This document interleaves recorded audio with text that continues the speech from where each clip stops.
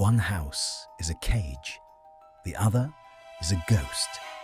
Between them, the water is screaming. Can a broken heart fix a cursed land, or will the silence swallow them both? This story begins now.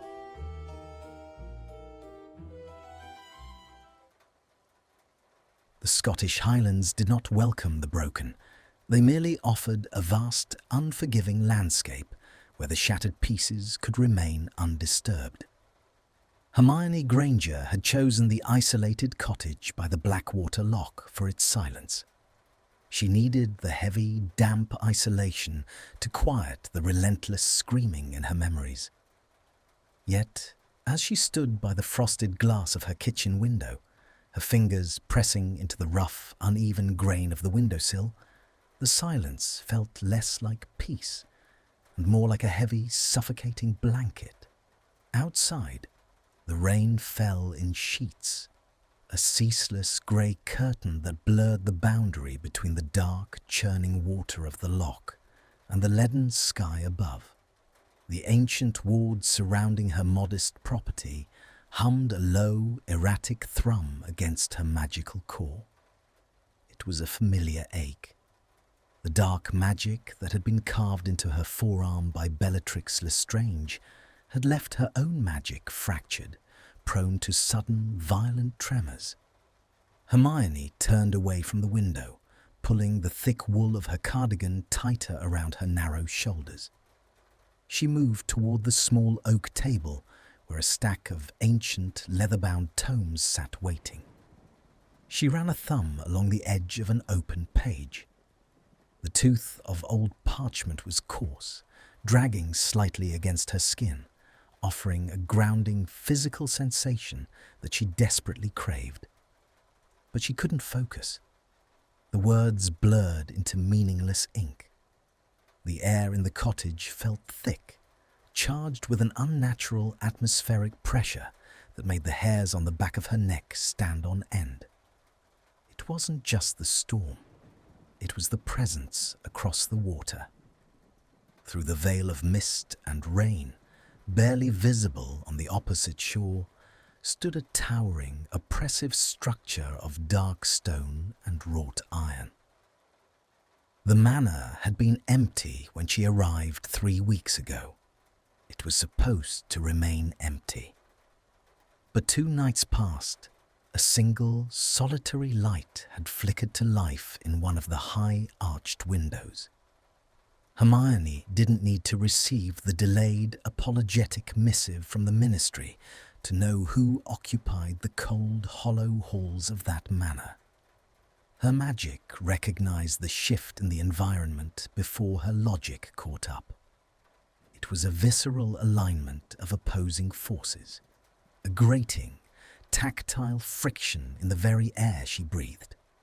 Draco Malfoy had been sentenced to a year of absolute warded isolation, a gilded cage in the middle of nowhere, and the ministry, in its infinite bureaucratic wisdom, had utilized the only other warded property on the loch. She poured herself a cup of tea, watching the steam rise in twisting phantom shapes. Her left hand drifted instinctively, her fingers curling over the sleeve covering her right forearm. The jagged scar burned with a cold phantom fire. He was there, the boy who had watched her bleed on his drawing-room floor, the man who was now legally bound to the same cursed stretch of water, rotting away his sentence in silence. For 2 days, they had existed in a state of suspended animation. The distance across the loch was vast, yet it felt as narrow as a breath. Every time Hermione stepped out onto her small wooden porch to gather firewood, she felt the phantom weight of a stare. She never saw him clearly, only a tall, rigid silhouette standing perfectly still on the manicured, dying lawns of the manor. He was a spectre in dark clothes, a shadow stitched into the grey landscape. The tension was unbearable. It was a static that crackled beneath her skin, making her movements jerky and her sleep plagued by restless, jagged dreams. By the late afternoon, the storm worsened. The wind howled, carrying the hollow echo of crashing water against the rocky shore. The magical wards of her cottage suddenly flared a brilliant, angry violet. Hermione gasped, dropping her teacup. It shattered against the stone floor, the porcelain fragments scattering like pale bones. The wards were failing, not from an attack, but from instability. The ancient magic of the lock was reacting to the dissonance of their proximity. Her traumatized, erratic magical signature grating against his dark, heavily suppressed core. The defensive magic of the territory was confused, beginning to turn inward. She couldn't ignore it. If the boundary stones that anchored the lock's magic cracked, the resulting backlash would level both her cottage and his manor. Hermione summoned her wand. Her knuckles whitened as she gripped the vinewood, her jaws set in a hard, uncompromising line. She threw a heavy travelling cloak over her shoulders and pushed open the front door. The wind immediately bit into her cheeks, stealing the breath from her lungs. The scent of pine and the sharp metallic tang of ozone filled the air, the unmistakable smell of old magic fracturing. She marched down the muddy, overgrown path toward the eastern inlet. This was the narrowest point of the lock, where an ancient, crumbling stone bridge had once connected the two estates. Only the foundational pillars remained, jutting out of the violent water like broken teeth. The primary boundary stone sat on a small, rocky outcropping halfway across the inlet. The mud sucked at her boots as she navigated the treacherous descent. The rain plastered her curls to her face, icy water trailing down her neck. She kept her eyes fixed on the glowing, vibrating rune carved into the center of the lock. As she reached the edge of the water, preparing to cast a localized freezing charm to cross the shallows, a movement in the shadows across the inlet made her freeze. He was already there. Draco Malfoy stood on the opposite bank, barely 20 feet away. The sudden proximity hit her like a physical blow, stealing the air from her lungs. He wore no cloak, only a dark, tailored suit that was rapidly becoming soaked with the freezing rain. His pale blonde hair was plastered to his forehead, framing a face that was strikingly hollow, all sharp angles and deep shadows. He looked like a ghost forced into a corporeal form. Hermione's heart hammered a frantic, bruised rhythm against her ribs. She raised her wand, a defensive, instinctual movement. Across the inlet, Malfoy didn't flinch. He didn't reach for his own wand. He simply stood there, his hands resting heavily on the silver head of a dark wooden walking cane. His knuckles were bone white from the force of his grip. The silence between them was louder than the howling wind. It was a suffocating pressure, heavy with unsaid accusations, profound guilt, and the bitter remnants of a war that had destroyed them both. Malfoy lifted his head slightly, his storm-grey eyes locked onto hers. The look was utterly devastating, a chaotic mixture of raw exhaustion, fierce pride, and a deep, agonizing fracture. For a single, suspended second, the air between them pulled taut. It was a magnetic pull, a terrifying recognition of shared ruin. The heavy silver ring on his finger caught a flash of lightning, biting sharply into the pale skin of his hand as he adjusted his grip. The boundary stone between them sparked violently, emitting a shrill warning whine. The magic was demanding stabilization, demanding that they align their erratic energies to soothe the environment. Hermione took a hesitant step forward, the water rushing over the toes of her boots. She lowered her wand a fraction, an unspoken question hanging in the charged air. "We have to fix this." Malfoy's jaw clenched so hard she thought his teeth might shatter. The mask of pure-blood indifference slammed down over his features, freezing the vulnerability in his eyes into hard, impenetrable ice. He looked at her extended wand, then slowly, deliberately, dragged his gaze down to her left arm, where the sleeve of her cloak hid the word carved into her flesh. A muscle feathered in his cheek. Without a single word, he turned his back on her. The movement was sharp, dismissive. He walked away, his tall figure blending seamlessly into the encroaching darkness of the manor's grounds, leaving the boundary stones screaming and the air between them violently unresolved. Hermione stood ankle-deep in the freezing mud, the violent churning of the Blackwater lock threatening to drag her under. The ancient boundary stones separating their properties pulsed with a sickening, jaundiced light, emitting a high-pitched frequency that vibrated against the very marrow of her bones.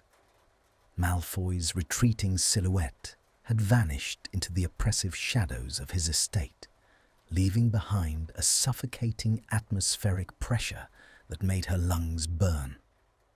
The magic of the lock was splintering.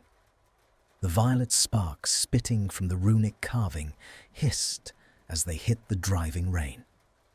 Her own magical core throbbed in a phantom rhythm, the jagged scar on her forearm burning as if the cursed blade were actively slicing through her flesh all over again. She pressed her hand flat against the slick, freezing surface of the boundary stone, trying to push her magic outward to stabilize it. It was utterly useless. The stone rejected her, sending a sharp, static shock up her arm that forced her to stagger backward. The ward required balance. It required the dual signatures of the land's occupants to weave the frayed edges back together. Her frantic, traumatized magic was only feeding the chaos. It needed the heavy, dark anchor of his suppressed core to ground it. Gritting her teeth against the biting wind, Hermione cast a crude, hasty, freezing charm over the shallows. The water solidified just enough to bear her weight. She crossed the inlet, her boots slipping on the uneven ice, every step a defiance against the rising terror in her throat. She was trespassing on warded land, a technical violation of his probation, but survival dictated the terms of the night. She scrambled up the muddy embankment of the Malfoy estate. The manicured lawns were dead, choked by overgrown weeds and the suffocating aura of the manor above. She found him standing beneath the heavy stone archway of the manor's rear terrace. He hadn't gone inside. He was sheltered from the direct assault of the rain, but his clothes were plastered to his lean frame, the dark fabric heavy with water.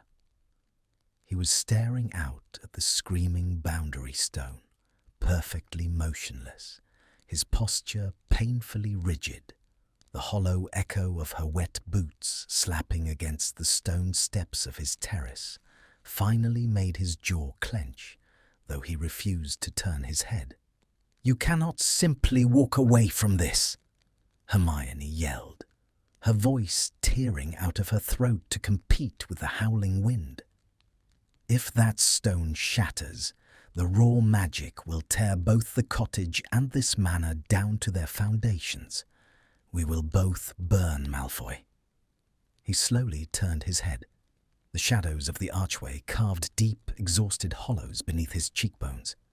His eyes, usually a cold, piercing silver, were turbulent and dark.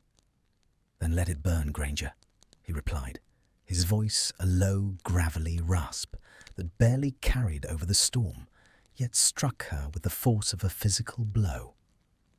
"It would save the ministry the cost of an executioner."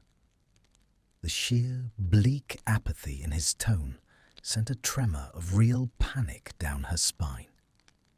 He was utterly broken inside, a hollowed-out shell held together by pride, and the bite of a silver ring digging into the pale skin of his hand as he gripped his cane. His knuckles were blindingly white, betraying the lie of his indifference. "I am not dying here," she hissed, marching forward until she stood just at the edge of the rain's reach, mere feet from him. The proximity was a physical shock. The air between them instantly thickened with an undeniable magnetic pull, an invisible, grating force that made her skin prickle. "And I am not letting you take the coward's way out. You owe a debt to the world you helped destroy. You don't get to die until you've paid it. Now pick up your wand." A muscle feathered rapidly in his jaw. For a terrifying second, she thought he might curse her. The hostility radiating from him was palpable, a heavy, dark static that tasted like ash on the back of her tongue. Instead of drawing his wand, his gaze dropped to her trembling hands. A sudden, frantic need to straighten her saturated, ruined sleeve cuffs overtook her, an involuntary compulsion to hide the ugliness carved into her arm from his sight. He watched the frantic movement of her fingers. Something fractured in the hard line of his mouth. Without a word, he pushed off the stone pillar, leaning heavily on his cane for a single step before abandoning it against the wall. He drew his wand from his inner pocket, his movements stiff and reluctant, and stepped out into the freezing downpour. Hermione exhaled a shaky breath and followed him back down the embankment to the churning inlet. The boundary stone was now shrieking, a sound like tearing metal. They waded into the freezing shallows, the water rising past their knees. They stopped on opposite sides of the submerged rock. The rain lashed at their faces, blinding them, but Hermione kept her eyes locked on the dark fabric of his ruined suit coat. "The stabilizing incantation from the Codex of Territorial Rites," she shouted over the wind. She remembered the specific page she had studied last night, the coarse tooth of old parchment sliding under her fingertips as she researched the lock's ancient defenses. Equitas corporis. "We have to cast it simultaneously, and we have to push our magic into the runic center. You have to lower your occlumency shields, Malfoy. The stone has to read your raw signature." His head snapped up, his grey eyes flashing with raw terror. To lower his shields was to expose the festering, rotting guilt he carried, the agonizing memories, the fear, the blood on his hands. It was the only armor he had left. "Do it!" she screamed, as the violet light flared dangerously bright, searing her retinas. With a ragged intake of breath, Malfoy raised his wand. Hermione mirrored the movement. "Equitas corporis!" they shouted in unison. Two beams of magic shot from their wands, striking the center of the carved rune. Hermione's magic poured out in a desperate, brilliant gold, erratic and frayed at the edges. Malfoy's magic slammed into the stone a fraction of a second later, a deep, swirling obsidian current, heavy with sorrow and suppressed power. The moment their magic touched within the stone, the air around them ignited. The scent of ozone after a hex exploded in the atmosphere, sharp and metallic. A shockwave rippled across the surface of the water, pushing the rain outward in a perfect sphere. leaving them enclosed in a breathless, vacuum-sealed bubble of raw energy. It wasn't just their magic that touched. It was a visceral alignment of their very souls. Hermione gasped, her eyes flying wide open. Through the conduit of the stone, she felt him. She felt the crushing, suffocating weight of his isolation, the endless, hollow echo of footsteps in a vacant corridor that was his mind. She felt his profound, paralyzing self-hatred. And she knew he could feel her. He could feel the phantom burning in her arm, the night terrors, the lingering, jagged terror of the drawing-room floor. The tactile friction of their shared trauma was excruciating, yet beautifully, terrifyingly soothing. Her chaotic magic found an anchor in his heavy darkness. His suffocating void was illuminated by her fierce, desperate light. The violent tremor in her wand arms ceased entirely. Across the stone, Malfoy's eyes were wide open, locked onto hers with a vulnerability so absolute it made her chest ache. He wasn't breathing. Neither was she. The boundary stone absorbed the harmonized magic, its shrill whine dissolving into a deep, steady thrum. The jaundiced violet light shifted, bleeding into a calm, pulsing azure. The ward settled, wrapping around the loch like a protective, heavy blanket. The spherical barrier of magic shattered. The rain crashed down upon them once more, cold and unforgiving. They stood knee-deep in the freezing water, wands lowered, panting heavily.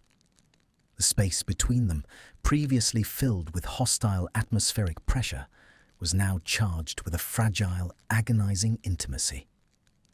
Hermione stared at him, water dripping from her eyelashes. The barrier between them was gone.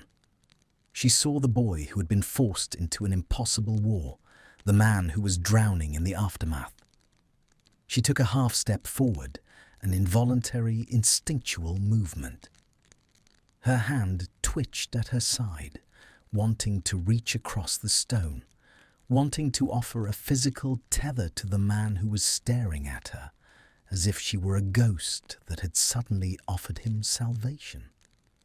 Malfoy looked down at the few inches separating them. He looked at her hand, and then up to her face. For one agonizing, suspended heartbeat, the magnetic pull was so strong she thought he might actually reach for her. Then, the memory of who he was violently resurfaced. The vulnerability in his eyes shattered like thin ice, instantly replaced by a wall of biting, calculated cruelty. His jaw locked. He snatched his wand back, taking a sharp, splashing step away from her, as if her very proximity disgusted him. "Don't flatter yourself, Granger," he sneered, his voice dropping to a smooth, venomous drawl that perfectly masked the frantic tremor in his hands. He smoothed the lapels of his ruined coat with trembling, bone-white fingers. "I simply prefer my quiet misery without the added nuisance of your spectacular demise on my front lawn." The words were a physical slap. The warmth that had bloomed in her chest instantly froze. He didn't wait for a response. He turned his back to her, wading out of the shallows with rigid, mechanical steps.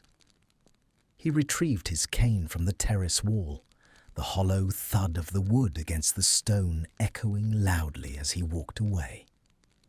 He slipped through the heavy oak door of the manor and shut it firmly behind him, the heavy iron latch falling into place with a definitive, ringing finality. Hermione was left standing alone in the freezing water, the steady, calm blue light of the boundary stone casting a long, solitary shadow behind her as she stared at the closed door. 3 days bled into one another, marked only by the shifting grey light filtering through the frosted windows of the cottage. The Blackwater Lock was terrifyingly still in the aftermath of the storm. The azure pulse of the boundary stone offered a steady, calming rhythm to the land, yet Hermione Granger found absolutely no peace in its cadence. The atmospheric pressure between the two estates had fundamentally shifted. It was no longer a hostile barrier of static. It was a breathless, suspended vacuum that constantly pulled at her senses. She sat at her small, scarred oak table, a forgotten cup of tea going cold. Her fingers traced the rough grain of the wood over and over, seeking a physical anchor, but her mind remained trapped in the freezing water of the inlet. The visceral alignment of their magical cores still hummed violently in her veins, an intoxicating, terrifying phantom tremor that made sleep impossible.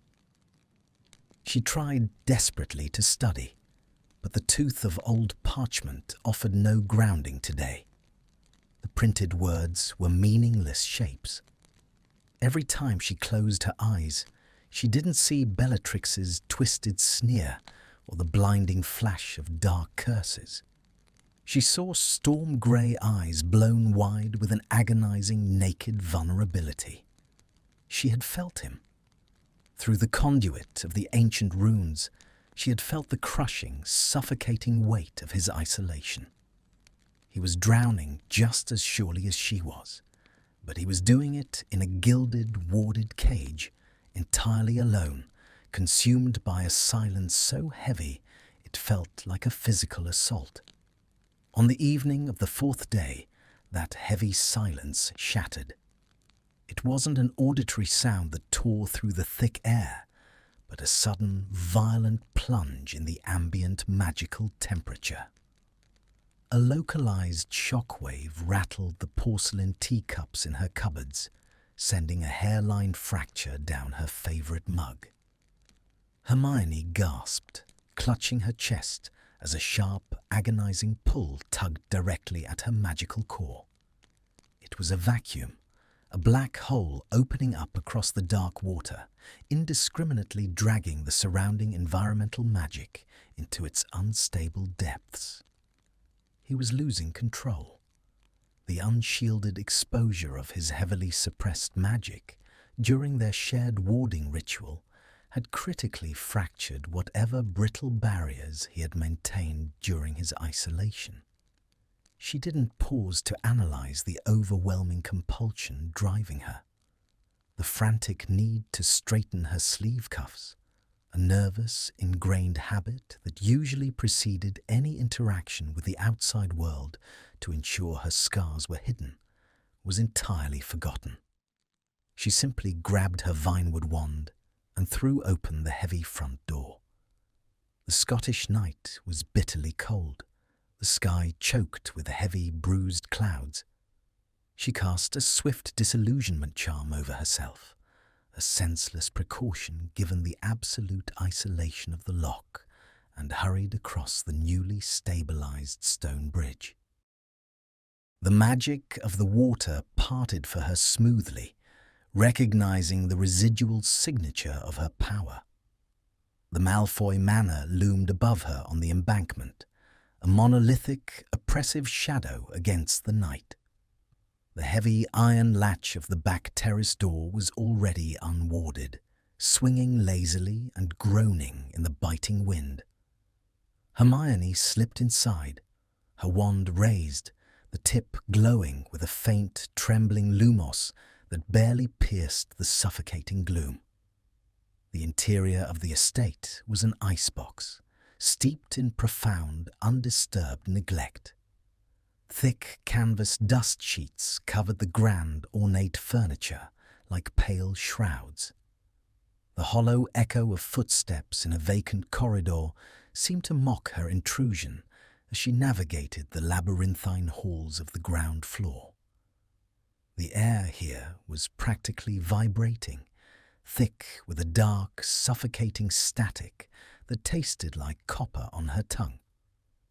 She followed the magnetic pull of his fractured, wildly spinning magic, her heart hammering a fierce, bruising rhythm against her ribs.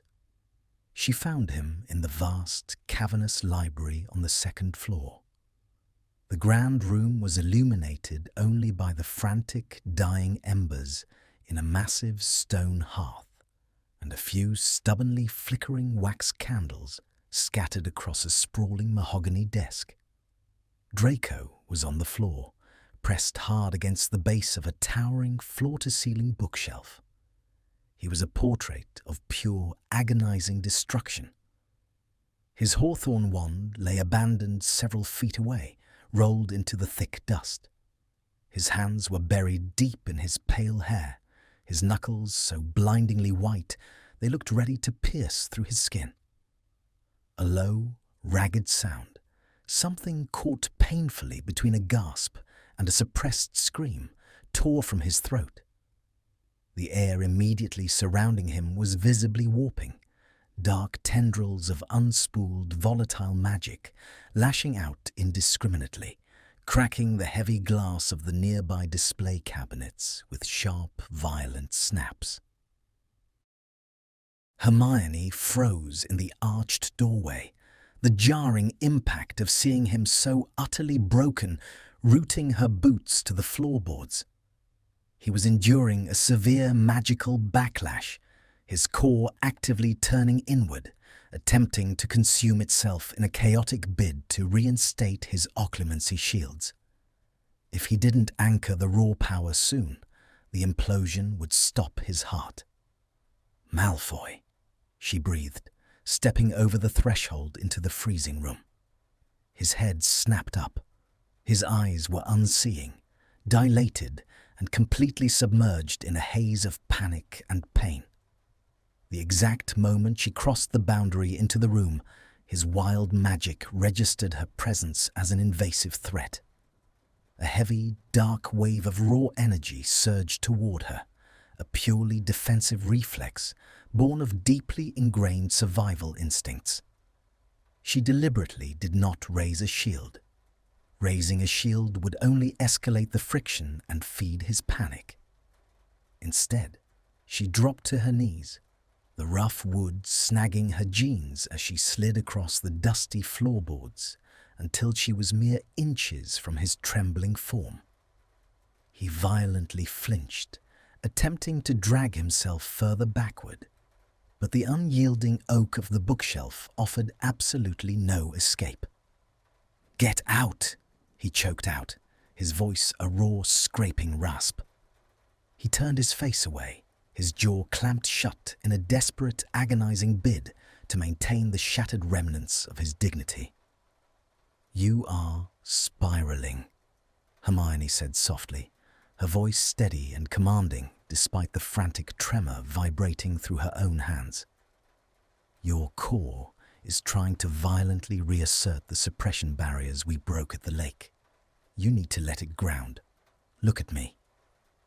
"I said, get out, Granger," he hissed, squeezing his eyes shut as another violent, full-body shudder racked his lean frame. The scent of ozone after a hex permeated the cold air of the library, sharp and metallic, a dire warning that his magic was reaching critical mass. She utterly ignored his command. Center of his chest, right over his center of his chest, right over his frantically racing heart. He gasped, his eyes flying wide open as her palm made contact with the cold, damp linen of his shirt. The tactile friction of their magic meeting was instantaneous. It wasn't the violent, desperate clash they had experienced during the storm. It was a slow, deliberate, and excruciatingly intimate interweaving. Her magic, bright, warm, and stubbornly erratic, seeped through his chest, acting as a structural, glowing lattice for his collapsing obsidian core. He immediately grabbed her wrist to shove her away. The bite of a silver ring against skin was sharp, leaving a deep, crescent indentation in her flesh. But he didn't push. The defensive action completely failed him. His grip, initially meant to be bruising and dismissive, instantly morphed into an anchor. He clung to her wrist like a drowning man grasping a lifeline, his chest heaving under her steady palm. "Breathe," she whispered, leaning closer into his space. The hostile distance between them vanished entirely, replaced by the heavy, complicated scent of rain, old parchment, and his sheer, unadulterated exhaustion. "Match my breathing. Let the magic settle. I've got you." For a long, agonizingly stretched minute, they remained locked in that desperate, grounded tableau. The deep shadows in the library danced wildly across the towering shelves as the few remaining candles flared and dipped in perfect rhythm with his erratic pulse. Slowly, excruciatingly, the dark, lashing tendrils of his wild magic began to retract, pulling back under his skin, soothed by the steady flow of her warmth. The suffocating atmospheric pressure in the room gradually thinned out, leaving behind only the biting cold draft and the harsh, synchronized sound of their intertwined breathing. The violent, uncontrollable shaking in his limbs finally subsided. The brutal, locked tension in his jaw slackened. He didn't release her wrist, and she didn't withdraw her hand from his chest.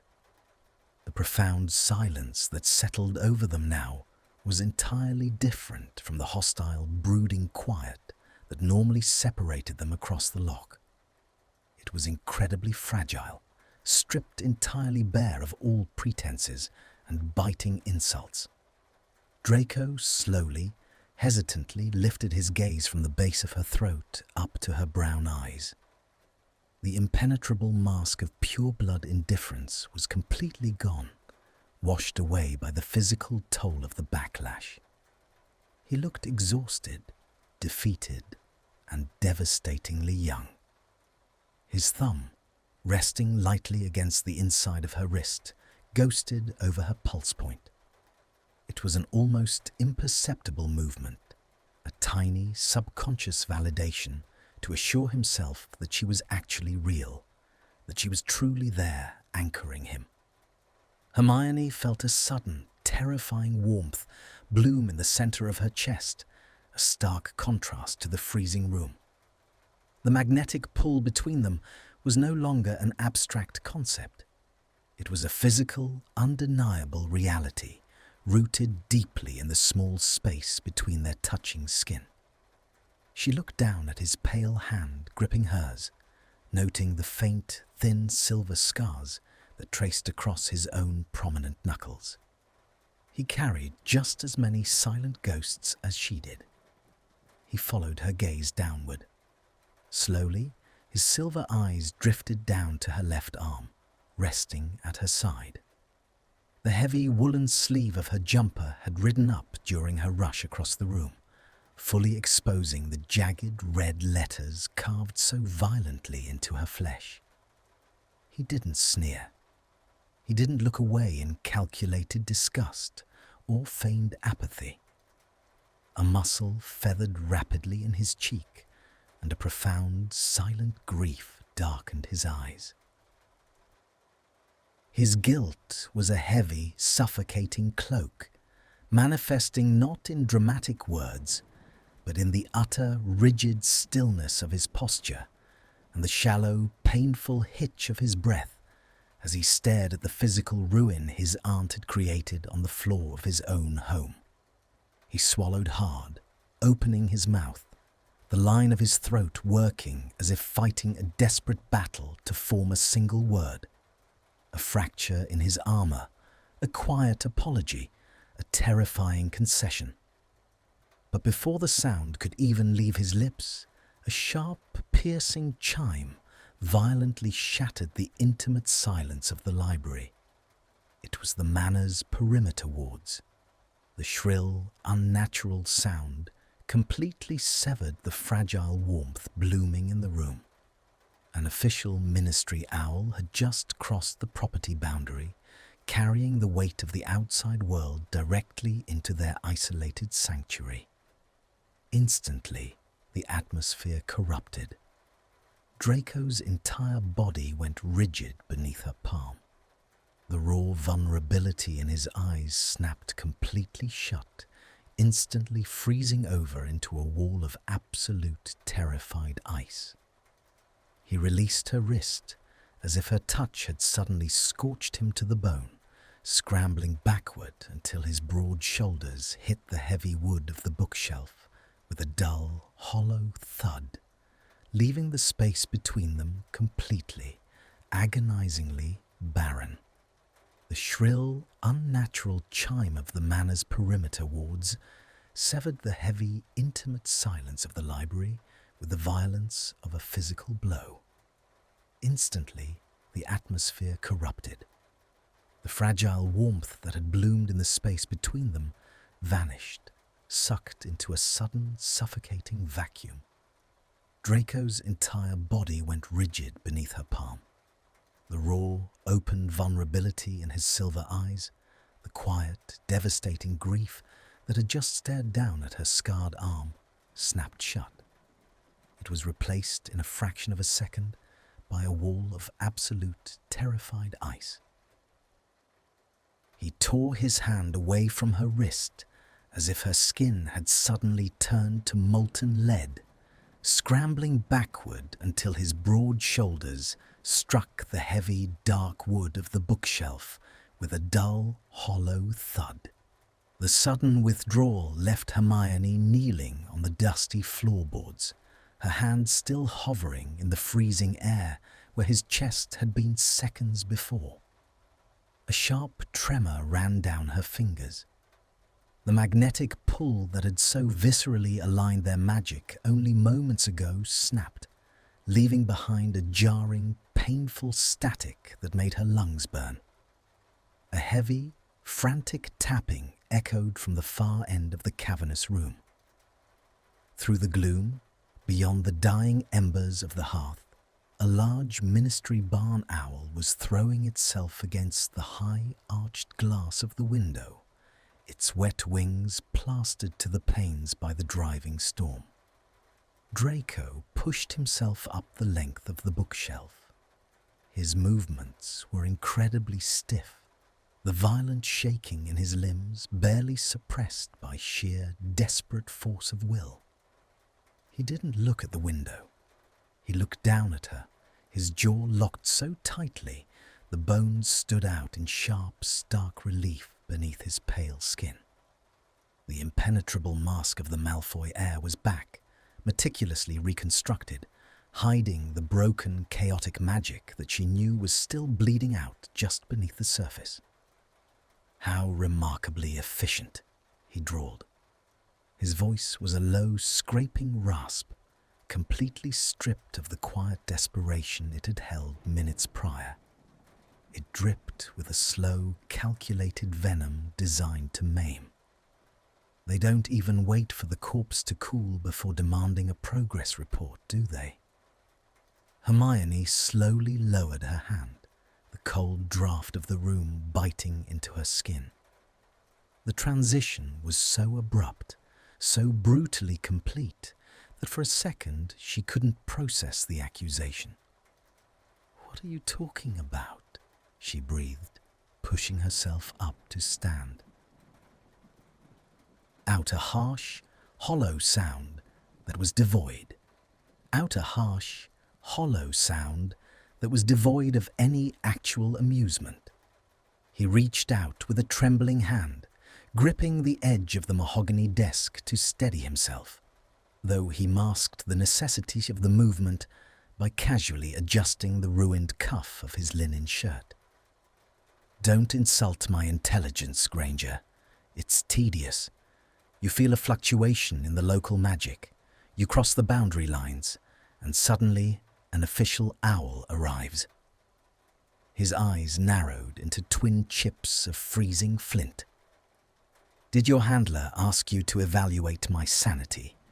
Or were you simply sent to measure how long it will take before I finally snap and burn this cursed place to the ground? The sheer, biting cruelty of his words struck her like a physical slap. The profound trust she thought they had just navigated, the silent, shared acknowledgement of their mutual ruin, was completely gone, replaced by an agonizing, bitter doubt. He thought she was a spy. He believed her desperate, terrifying run across the loch to save his life was nothing more than an Aura-mandated errand. A hot, furious flush of indignation crawled up Hermione's neck, instantly incinerating the residual warmth of their shared magic. She dragged her eyes away from his hardened face and marched across the dusty room toward the tall windows. The hollow echo of her heavy boots against the floorboards sounded like gunshots in the tense quiet. She threw open the heavy iron latch. The wind immediately howled into the room, bringing the scent of ozone and freezing rain with it. The wet owl hopped onto the sill, shaking its damp feathers with an irritated click of its beak, and extended its leg. Hermione unhooked the heavy parchment envelope. Her fingers brushed against the thick purple wax seal of the Department of Magical Law Enforcement. She didn't need to open it to know what it was. It was a standard, automated ward proximity alert, triggered anytime magical signatures crossed designated probation boundaries without prior authorization. It was a bureaucratic warning, nothing more.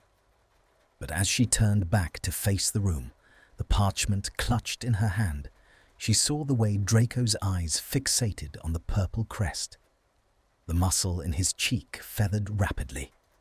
He stood rigidly by the desk, a solitary, shadowed figure surrounded by decaying grandeur.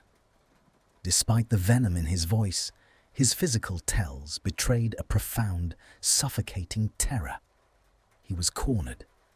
He was a man who had been stripped of his wand, his freedom and his pride, completely at the mercy of a government that despised him.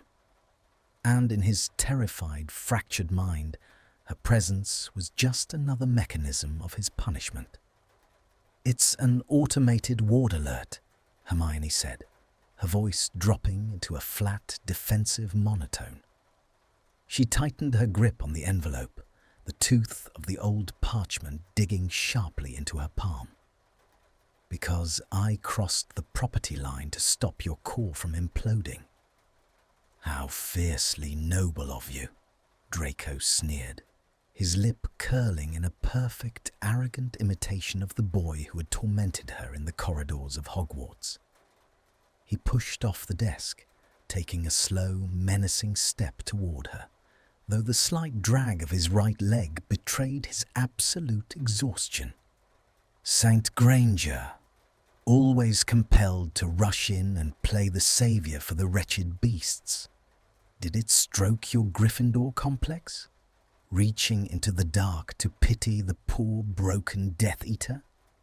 The words were designed to be a barricade, a barrage of calculated cruelty meant to push her as far away as possible. And it worked. The deeply ingrained prejudices of their past, the long, bloody history of hostility and insults, flared back to life, suffocating the fragile, agonizing intimacy they had just shared. Hermione felt the sudden, frantic need to protect herself. Her hands flew to her sleeves, her fingers tugging the heavy wool down sharply, deliberately hiding the jagged scar that he had just mourned. Draco's eyes tracked the frantic defensive movement. A fleeting, almost imperceptible shadow of regret passed over his features, a momentary break in the ice, but it was instantly swallowed by his hardened resolve. He raised his chin, adopting a posture of supreme, untouchable indifference. "I don't require your pity, Granger," he said softly, the quiet volume of his voice somehow more cutting than a shout. The tactile friction in the air was unbearable, thick with unsaid accusations and wounded pride. "And I certainly don't require your charity. Take your ministry reports and get out of my house." Hermione stared at him, her chest rising and falling with jagged, uneven breaths. The space between them, previously bridged by a desperate need for survival, had ripped open into a vast, uncrossable chasm. She saw the heavy, dark bags under his eyes, the violent tremor he was trying to hide in his left hand, the utter, devastating isolation radiating from every pore of his body. She wanted to scream at him. She wanted to draw her wand and blast the heavy oak bookshelves to splinters just to force him to drop the agonizing facade. But the cold, biting rejection in his posture left her with absolutely nothing.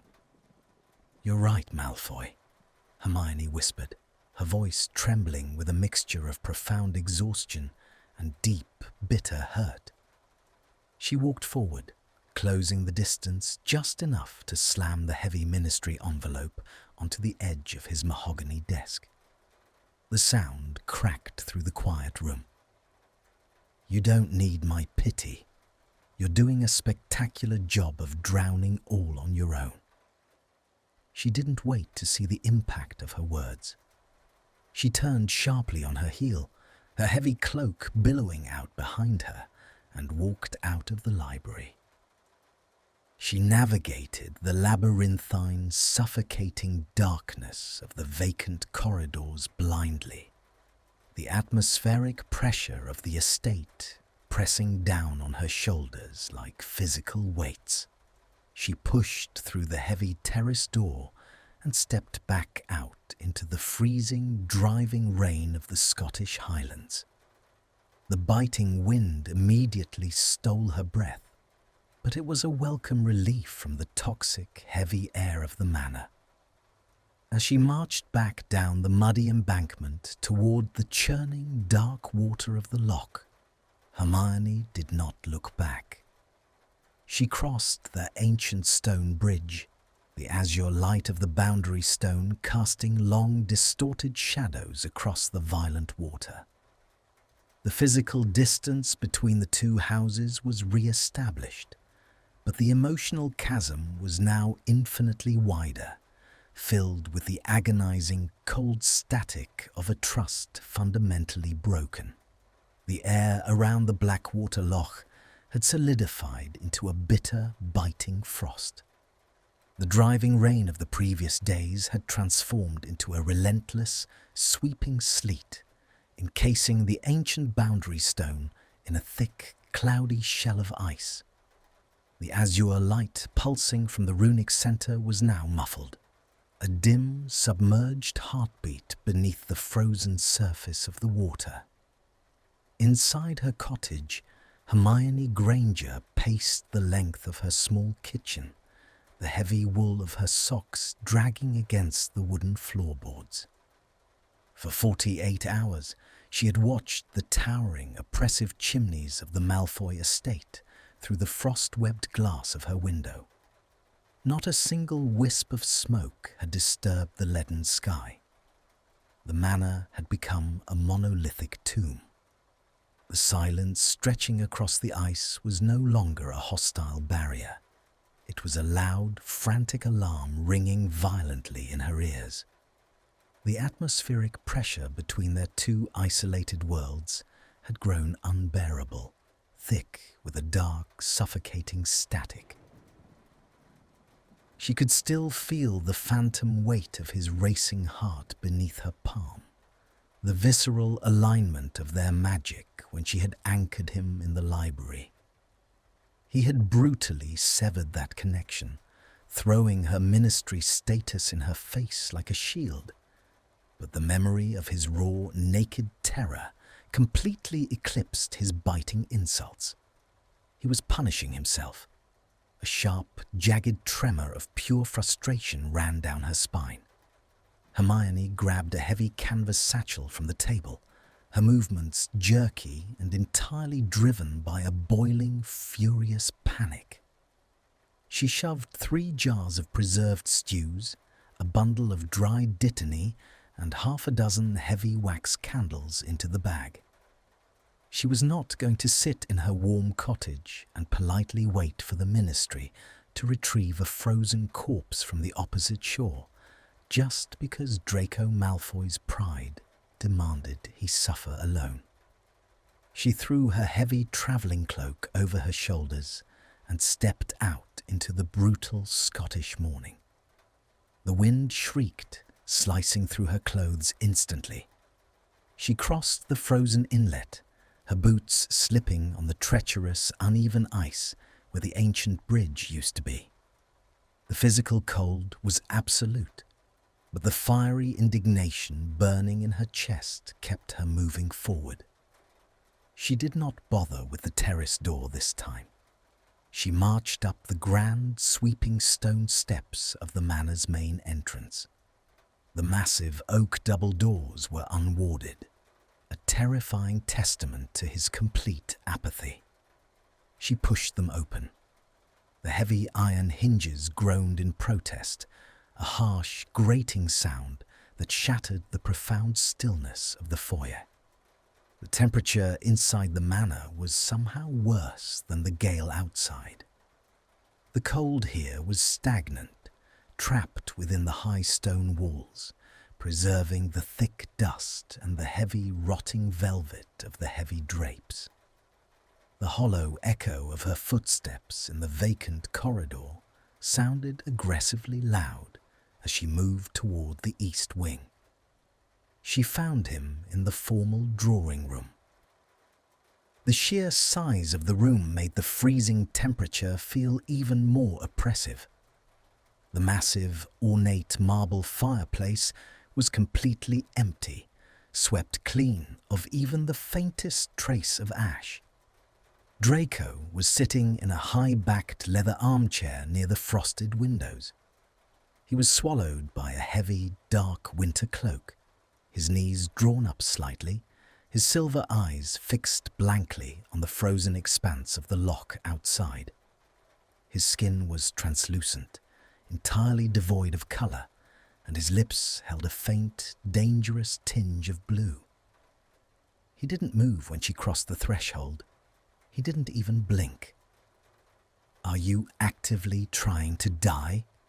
Hermione demanded, her voice cracking like a whip through the freezing dead air. She slammed the heavy canvas satchel onto a polished mahogany side table. The jarring impact rattled the crystal decanters sitting there. "Because if you are, I would appreciate it if you stepped outside so your residual magic doesn't detonate the wards when your heart stops." Slowly, agonizingly, his head turned toward her. The movement was stiff, as if his joints were literally freezing together. His eyes were hollow, completely stripped of the furious, biting energy he had possessed 3 nights ago. "You are trespassing again, Granger," he whispered. His voice was a thin, gravelly rasp that barely carried across the room. The absolute lack of hostility in his tone was infinitely more terrifying than his anger. It was the sound of a man who had simply surrendered. "And you are starving and freezing yourself to prove a point to an empty room," she shot back, marching forward until she stood directly between him and the window, forcing him to look at her.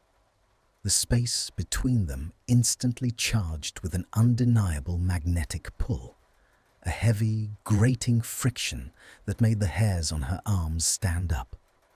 "I brought provisions, and I am going to light that fire. If you attempt to extinguish it, I will stun you and bind you to that chair." A faint, humorless shadow of a smile touched the corner of his pale mouth. "Always the relentless crusader," he murmured, his heavy eyelids dropping slightly. The cold is quiet, Granger. It stops the noise. Just leave it. I will not, she fiercely replied. She drew her vinewood wand, her knuckles turning bone white. With a sharp, slashing motion, she sent a blazing torrent of magical fire into the marble hearth. The dry logs she conjured instantly caught, filling the room with the sharp, aggressive crackle of burning wood and the sudden, overwhelming scent of pine and smoke. The sudden influx of heat hit the freezing air, creating a violent, swirling draft. Draco flinched violently at the light. He squeezed his eyes shut, turning his face away from the flames, as if the warmth were a physical assault. "Stop it!" he choked out, his hands gripping the armrests of his chair, the heavy silver ring on his finger biting deeply into his own pale skin. "Put it out!" "No!" Hermione shouted, the sheer force of her own suppressed trauma boiling over. She stepped fully into his personal space, abandoning the safety of distance. "You do not get to do this. You do not get to let the shadows consume you, just because it's easier than facing what's left. I am completely broken, Malfoy. My magic barely functions. My nightmares are tearing me apart, and I am trapped on this cursed lake just like you are. But I am still breathing. You owe it to the people who didn't survive to keep breathing." His eyes snapped open, blazing with a sudden resurrected fury. The apathy shattered, completely obliterated by her accusation. He surged upward, ignoring the physical toll on his freezing muscles. Standing so abruptly, the heavy leather chair skidded backward across the floorboards. He closed the remaining distance between them in a single, desperate stride. He was much taller than her, his broad shoulders blocking out the light of the fire, casting her entirely in his shadow. The atmospheric pressure in the room skyrocketed, completely suffocating. "You think I want this?" he snarled, his voice vibrating with a raw, agonizing volume that echoed violently off the high ceiling. He raised his trembling hands, stopping mere inches from grabbing her shoulders, his fingers curled into rigid claws. "You think I want to sit in this decaying mausoleum and listen to the ghosts scream? Every corner of this house is stained, Granger. Every single breath I take tastes like ash and blood. You get to leave in a year and return to your golden pedestal. I am rotting inside my own mind, and there is no redemption for that." Hermione stood her ground, her chin tilted up, her brown eyes blazing into his storm-grey ones. Her chest heaved, brushing almost imperceptibly against the heavy wool of his cloak with every jagged breath. The tension between them was absolute static, a terrifying, beautiful precipice. "Then let me help you carry it," she whispered. The absolute sincerity in her voice stripped the air from his lungs. Draco froze, the furious, defensive fire in his eyes violently crashing into profound, devastating shock. His hands, still hovering inches from her arms, trembled violently. The desperate need for connection warring against his deeply ingrained self-hatred was visible in the rigid line of his jaw and the frantic pulse at the base of his throat. Slowly, completely defying every self-preservation instinct she possessed, Hermione lifted her hand. She didn't hide her scar. She didn't hesitate. She pressed her warm, trembling palm flat against his freezing cheek. A sharp, audible gasp tore from his lips.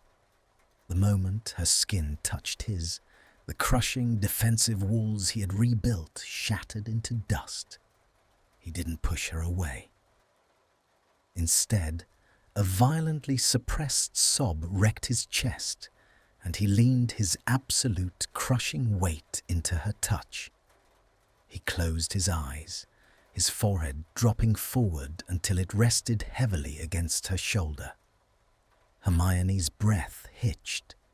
She slid her hand from his cheek to the back of his neck, her fingers tangling in the cold silken strands of his hair, holding him as he finally, silently broke apart in the warmth of the fire. The profound vulnerability of the moment was deafening, stripping away a decade of hatred and leaving only two deeply wounded people desperate for an anchor. For several long suspended minutes, the only sound in the drawing room was the crackle of the flames and the jagged, uneven rhythm of their synchronized breathing. He was so close, she could smell the rain clinging to his cloak and the deep, masculine scent of bergamot beneath it. The magnetic pull was completely consuming, drawing her other hand up to rest against his waist, pulling him a fraction closer. Draco shifted. He lifted his head slowly from her shoulder, his face mere inches from hers. The agonizing proximity forced her to look directly into his eyes, which were entirely stripped of all pretenses. His gaze dropped to her lips, a heavy, devastating hunger darkening his silver irises. The air between them pulled impossibly taut, a physical, vibrating wire ready to snap. He raised his right hand, his knuckles brushing lightly against her jawline. The touch was agonizingly gentle, sending a shock of pure heat straight to her core. Hermione leaned into the caress, her eyelids fluttering shut as the anticipation became a physical ache. But as his thumb traced the line of her cheekbone, his gaze flickered, catching the jagged red letters etched into her exposed forearm, resting against his cloak. The reality of who they were slammed violently back into the room. Draco's entire body jerked, as if he had been physically struck by a curse.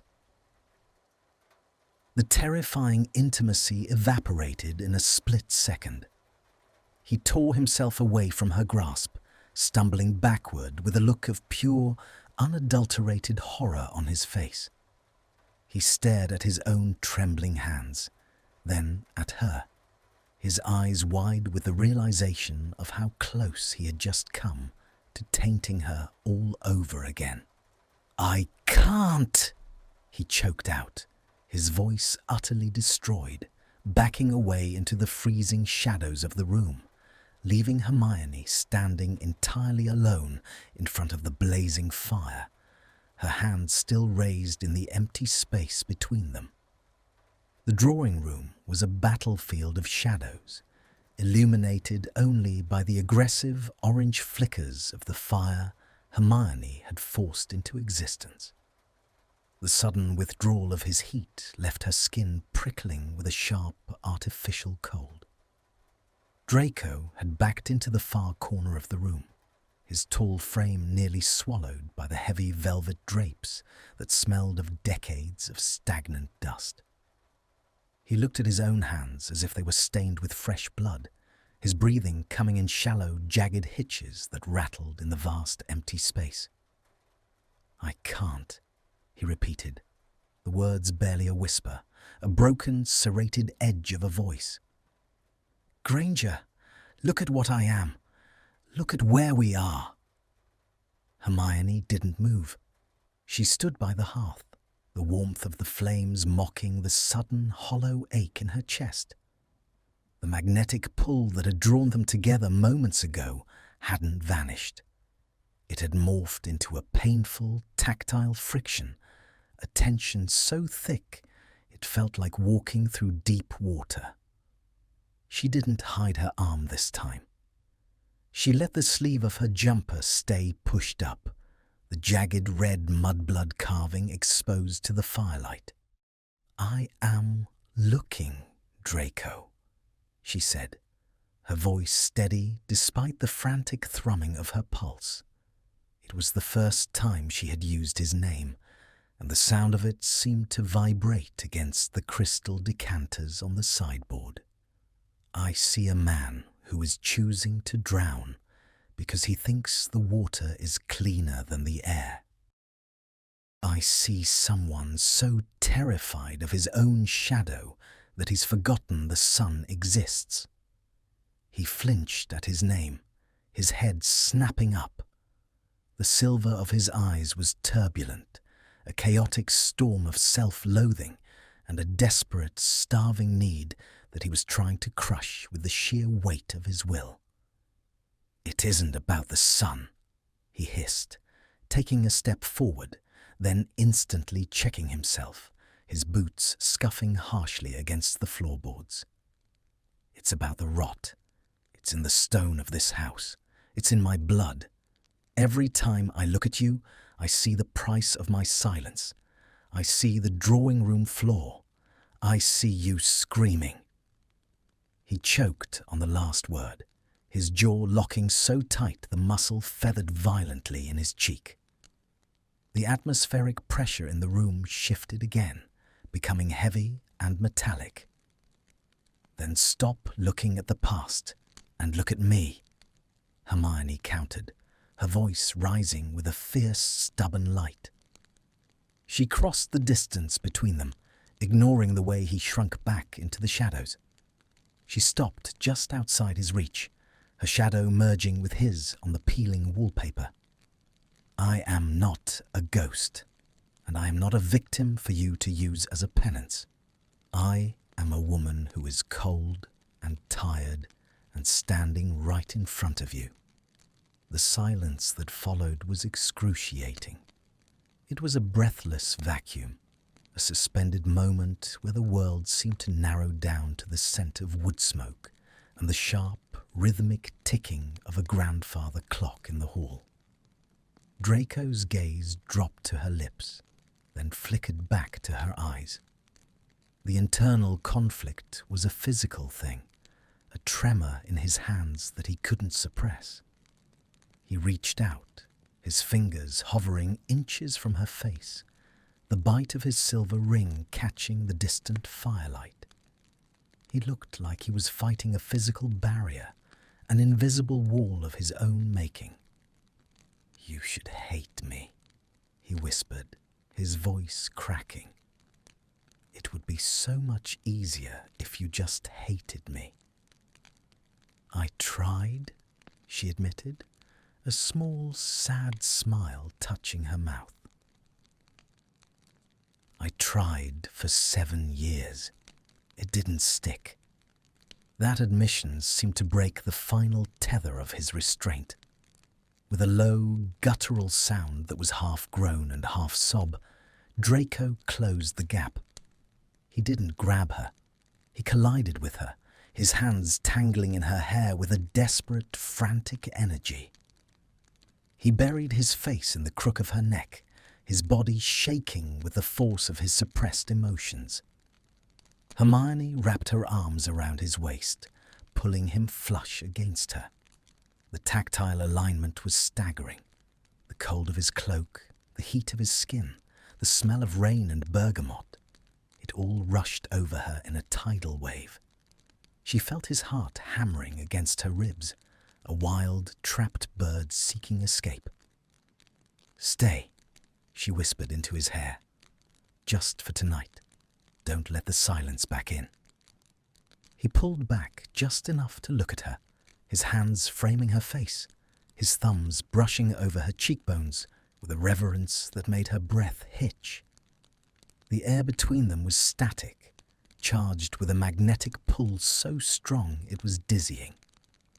"I don't know how to be anything else," he confessed, his forehead dropping against hers.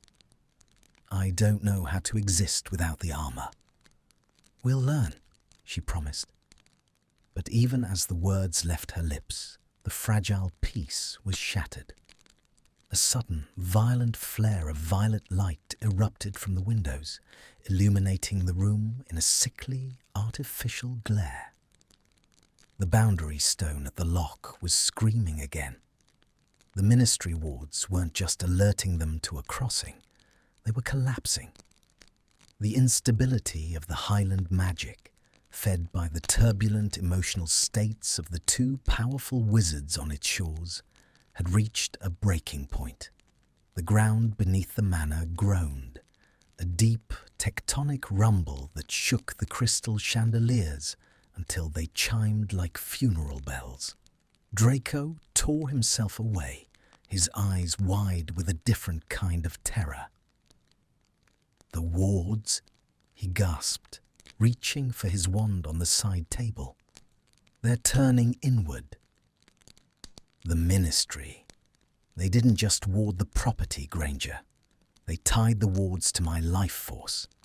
If my magic fluctuates too much, the stones self-destruct to contain the threat." Hermione's blood ran cold. It wasn't just a house arrest. It was a dead man's switch. The ministry had intended for him to be erased if he ever lost control. "We have to reach the anchor stone," she said, her brain already shifting into tactical mode, though her heart was still reeling from his touch. "If we can merge our signatures again, we can stabilize the core before the feedback loop completes." "It's too late for a simple stabilization," Draco said, his voice regaining a sharp, desperate clarity. He grabbed her hand, his grip bruisingly tight. "The stones are already fracturing. We have to perform a full anchoring rite. It requires an absolute bridge. No shields, Granger. No secrets. A total unmaking of the barriers between us." He looked at her, the question hanging in the air, more terrifying than the collapsing house. Could they truly stand before each other, magic and soul, without a single lie left to protect them? The manor shuddered again, a heavy stone cornice from the roof crashing onto the terrace outside with a deafening boom. The scent of ozone after a hex filled the room, so thick it was hard to breathe. "Then let's unmake them," Hermione said, her voice ringing with a conviction that made Draco's hand tighten on hers. They ran. They fled the decaying drawing room, racing through the hollow echo of footsteps in the vacant corridors, bursting out into the freezing night. The sleet had turned into a full-blown magical storm, the wind carrying shards of ice that sliced like tiny glass daggers. At the edge of the lock, the boundary stone was a pillar of blinding, unstable violet light. The water around it was boiling, steam rising in ghostly white plumes against the black sky. They waded into the freezing water, the cold biting into their legs, but they didn't stop until they were standing on either side of the vibrating rock. The atmospheric pressure was so high that Hermione felt like her eardrums might burst. "On 3!" Draco shouted over the roar of the wind. He looked at her across the stone, his pale hair whipped back from his face, his eyes glowing with the reflection of the dying magic. For a moment, he looked like a king of a ruined world, tragic and beautiful and entirely hers. "1," she called back. 2, 3. They slammed their hands onto the freezing, vibrating stone. The world disappeared. It wasn't a flash of light. It was a total immersion into each other. Hermione felt herself being pulled inside out. She felt Draco's guilt, a heavy black tar that coated his lungs. She felt his memory of the first time he had seen her in the library at school, a spark of irritation that had masked a budding, forbidden curiosity. She felt the cold, sharp bite of his father's disappointment, and the way the silver ring on his finger was a constant reminder of the weight of his name. And he felt her. He felt the jagged, white-hot pain of the drawing-room floor. He felt the crushing loneliness of being the brightest witch of her age, and having no one to tell her fears to. He felt the way her heart had skipped when he had adjusted his cuffs in the library. It was a visceral alignment so absolute it was agonizing.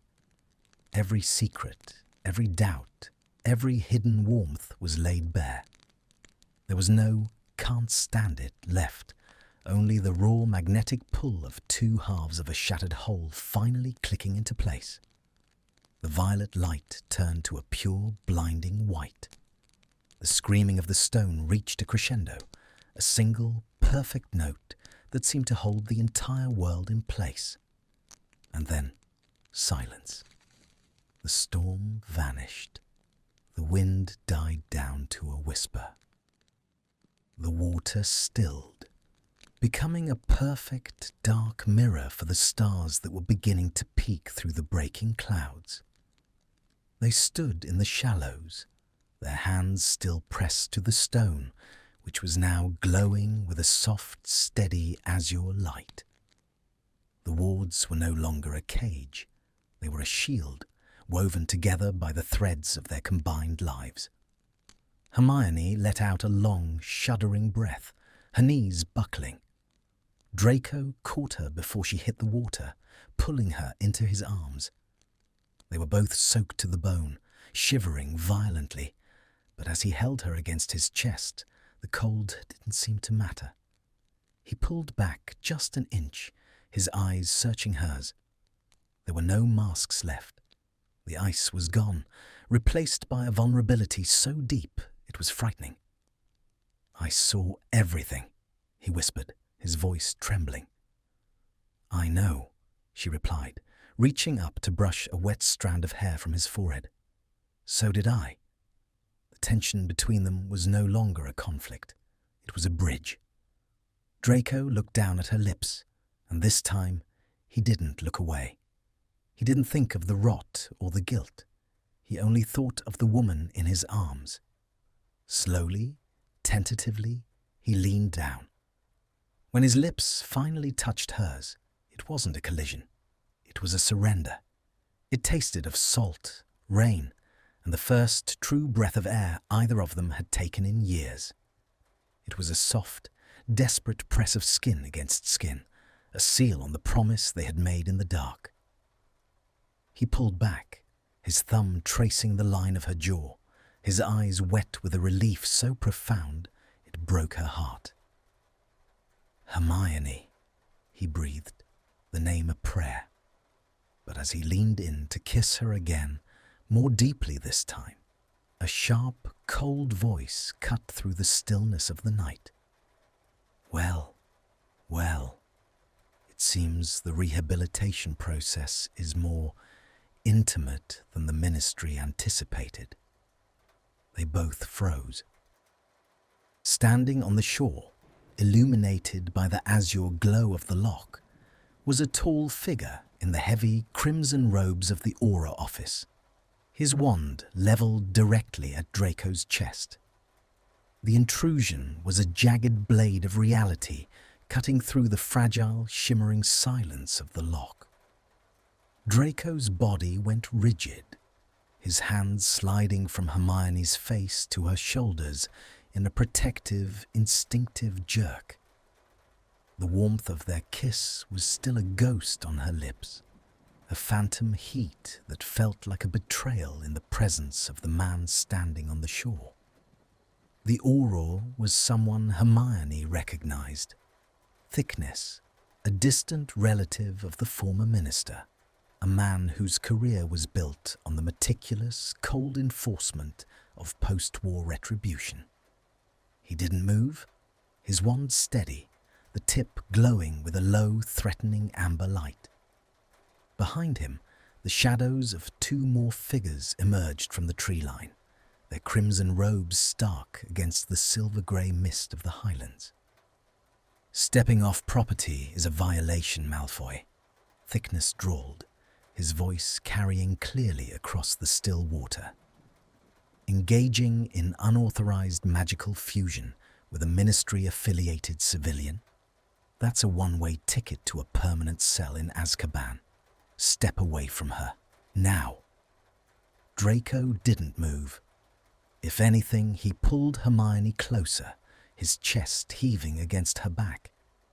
The magnetic pull that had stabilized the wards was still humming between them, a golden thread that bound their magic into a singular, defiant shield. The atmospheric pressure shifted, no longer a chaotic storm, but a heavy, deliberate weight. She isn't a civilian affiliate, and you know it, Draco said, his voice regaining that sharp, aristocratic edge, though it was now tempered by a raw, protective growl. She's the only reason this entire glen hasn't been leveled by your incompetent warding. The wards are designed to contain, not to be stabilized by the likes of you. Thickness countered, his eyes flicking to Hermione. Miss Granger, you are under professional obligation to report any instability. Instead, we find you compromised. Move to the shore. We are here to escort Mr. Malfoy to the Ministry for a formal review of his containment breach. Hermione felt the tremor in Draco's hands. It wasn't fear for himself. It was the devastating realization that the tiny, beautiful world they had just built was being dismantled before it could even breathe. The Ministry didn't want him reformed. They wanted him managed until he faded away. She turned in his arms, her boots splashing in the shallow, freezing water. She didn't let go of his hands. She looked at the auras, her jaw set in the same hard, uncompromising line that had seen her through the darkest days of the war. "You aren't taking him," she said. Her voice wasn't loud, but it carried a weight of authority that made the two junior auras hesitate. The wards failed because of a structural flaw in the Ministry's grounding stones. I have the diagnostic data. If you attempt to remove him while the anchor is still recalibrating, the resulting backlash will kill everyone within 5 miles, including you. It was a lie, or at least a highly exaggerated truth, but she delivered it with the clinical precision of a master of arithmancy. Thickness's eyes narrowed.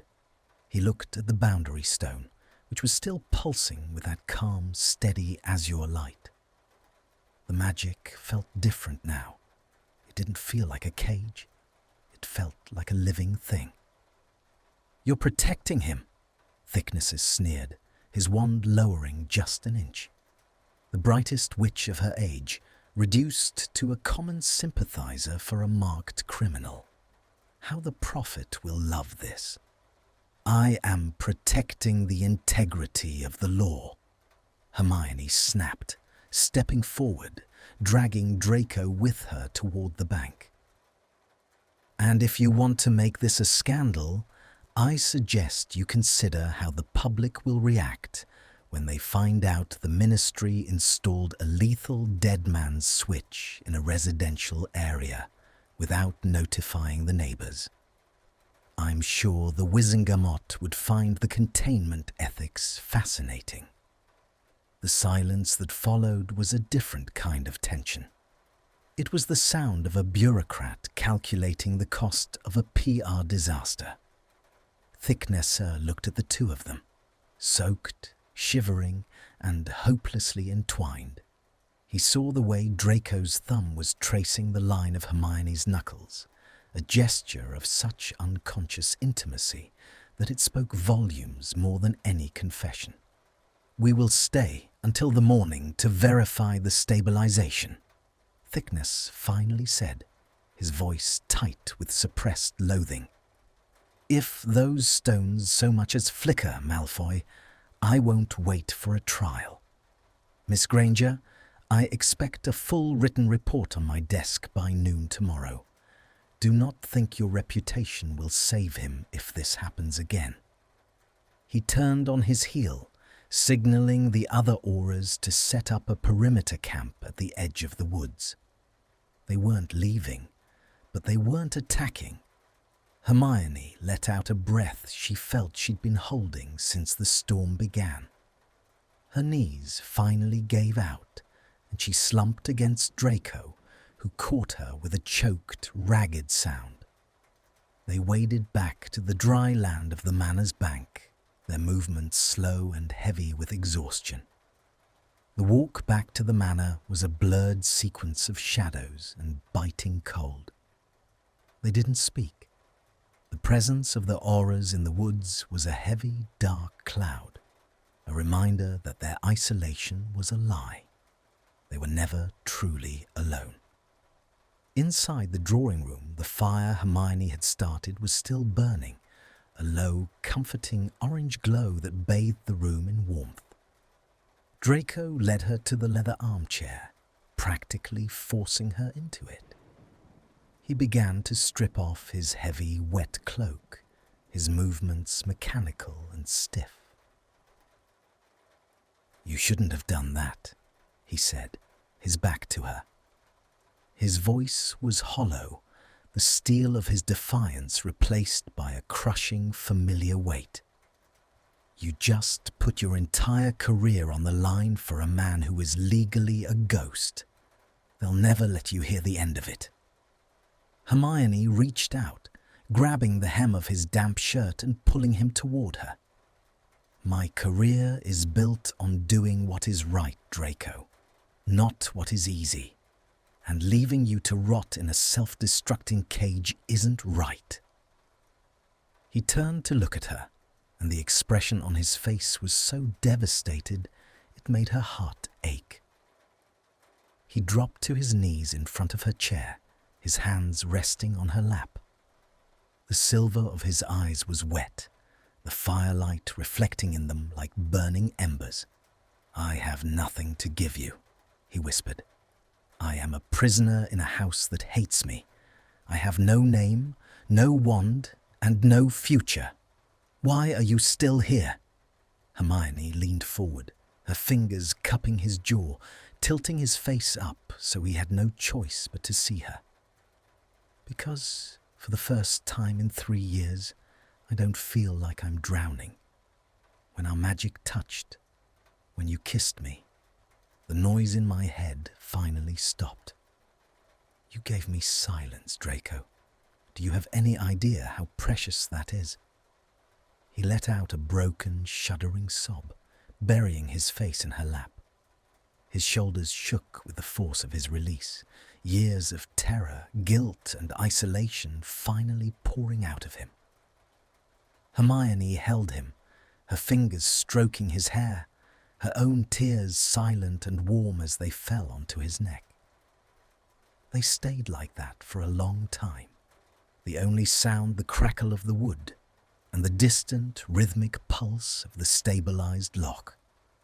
The world outside was full of auras, ministry reports, and a society that would never understand. But inside the circle of the firelight, there was a peace that felt like a sanctuary.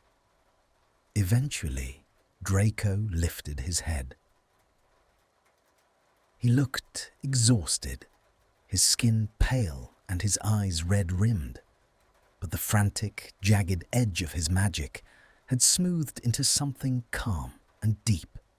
He reached up, his fingers tracing the line of her throat, lingering on the pulse point that was finally beating with a steady, hopeful rhythm.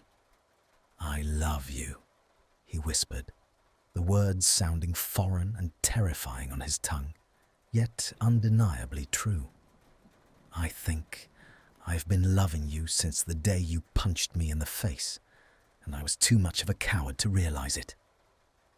Hermione let out a small, wet laugh, her heart swelling with a warmth that had nothing to do with the fire. "Your timing is spectacular, Malfoy." "It's the only thing I have left," he said, a ghost of his old smirk playing on his lips, though it was softened by a profound tenderness. He leaned in, his gaze dropping to her mouth. This time, the kiss was different. It wasn't born of desperation or a need for survival. It was slow, deliberate, and achingly sweet. It was a promise made in the ruins of their past, a vow that they would find a way to exist in the spaces between the shadows.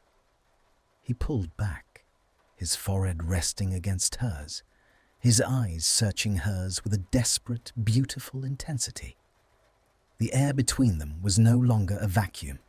It was full, vibrating with a shared life that the ministry could never take away. "Stay with me," he murmured, "just until the sun comes up. I don't want to be alone when the light hits." "I'm not going anywhere," she promised, her fingers tightening in his hair. As they sat by the fire, the shadows of the manor seemed to recede, the oppressive weight of the stone giving way to the simple, human warmth of their proximity.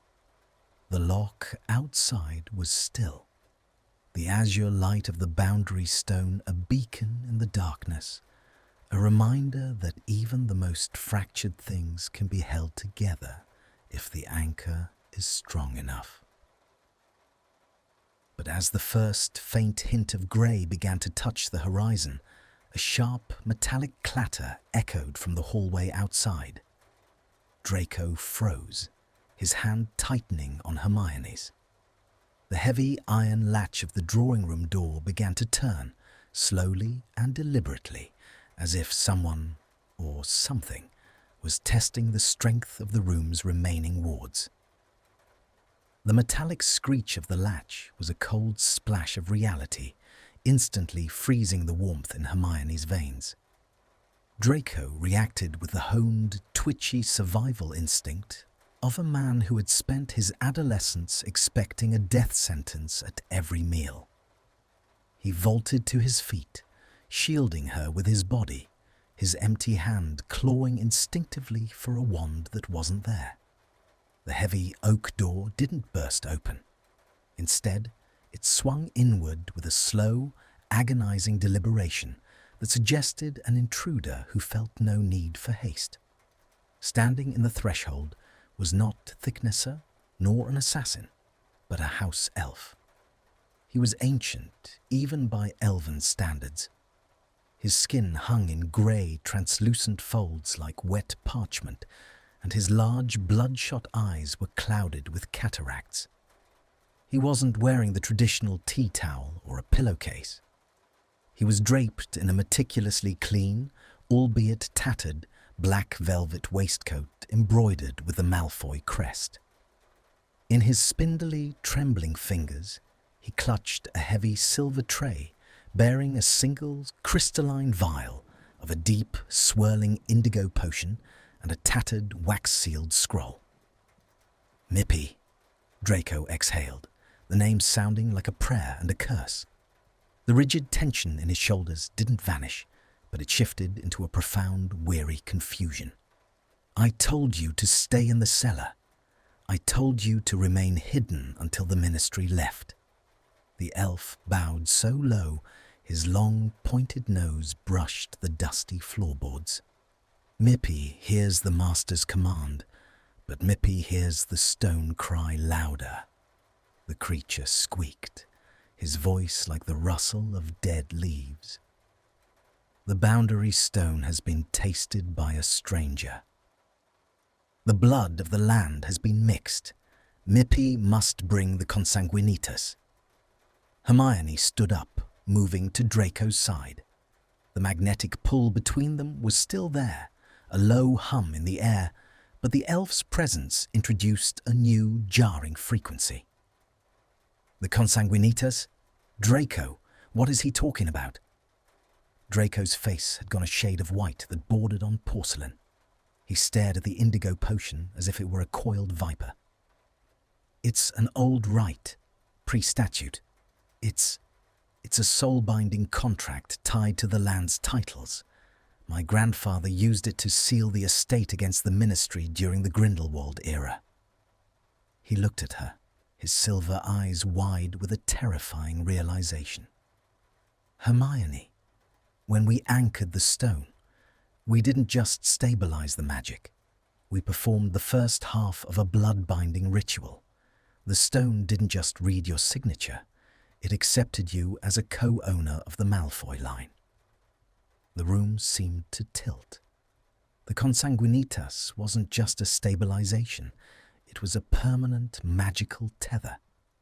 If she drank that potion, her life force would be legally and magically entwined with the Malfoy estate, and, by extension, with Draco, forever. It would be a total, irreversible merging that no ministry decree could undo.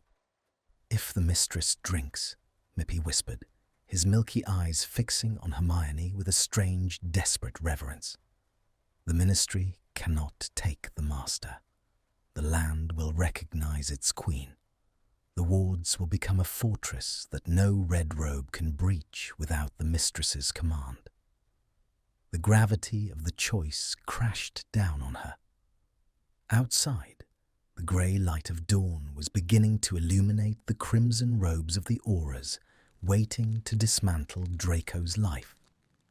If she drank, she would be saving him, but she would be shackled to the very darkness she had spent her life fighting. She would be Hermione Granger, the lady of a disgraced house, a woman whose magic was bound to a man the world wanted to forget. Draco turned to her, his hands gripping her forearms. "Don't," he whispered, his voice cracking. "Hermione, look at me. Don't do this. You have a life. You have a future at the ministry. If you bind yourself to this house, you'll never be free. You'll be a pariah. They'll strip you of your honors. They'll call you a traitor."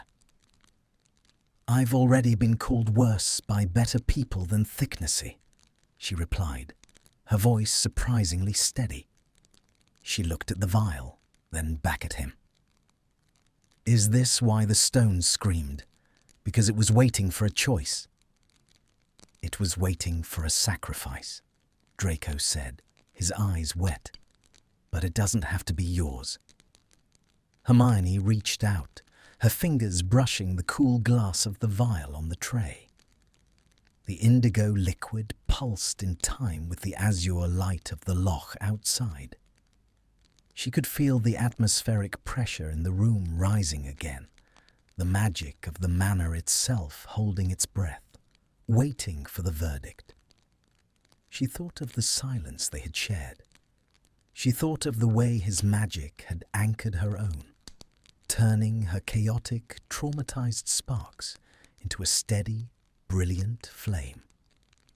She thought of the boy who had been broken by war and the man who was willing to lose everything to save her from his own ruin.